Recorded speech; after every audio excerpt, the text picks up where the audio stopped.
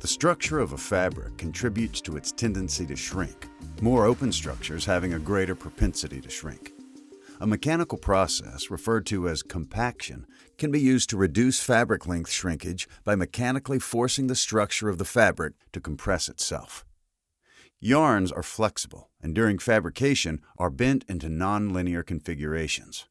In the case of knits, fabrication and processing tensions tend to elongate the loops. If the shape of individual loops can be made more round, the fabric is made more compact and the length can be reduced. Less washing shrinkage is a result of this process. In the case of woven fabric, more crimp is created in the warp yarn, which reduces its length. The more the crimp, the lower the shrinkage. When knits or wovens are compacted, the fabric becomes heavier and thicker, and the yardage is reduced.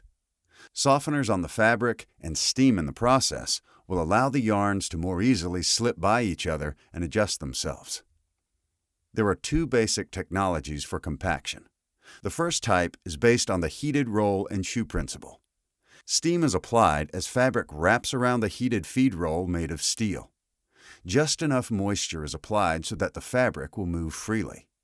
The fabric moves between the two heated shoes, which have special surfaces that grab the fabric in a controlled way. The gap between these shoes is set to achieve compaction. The delivery roll is made of rubber and turns at a slower surface speed than the feed roll, and along with the shoes, slows the fabric down to allow for compaction. When the fabric hits the surface of the heated shoe, the fabric slows, shortens, and compacts based on the surface friction in the compaction zone. Overcompaction will result in a corrugated appearance. Note how the fabric coming out of this machine is slightly thicker than the fabric going in. A similar but different system design incorporates a compaction blade located below one heated shoe positioned between the feed and delivery rolls. With this system, the compaction also takes place when the fabric movement is precisely slowed by surface contact in the compaction zone.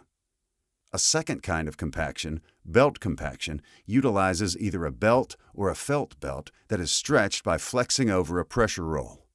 A felt belt is used for knits, while a rubber belt will be used for heavier weight wovens such as denim. This is known as sanforization. The fabric is laid on the belt while the belt is still stretched. Steam is applied as the fabric enters the path where it is pressed between the belt and the palmer unit, which is heated.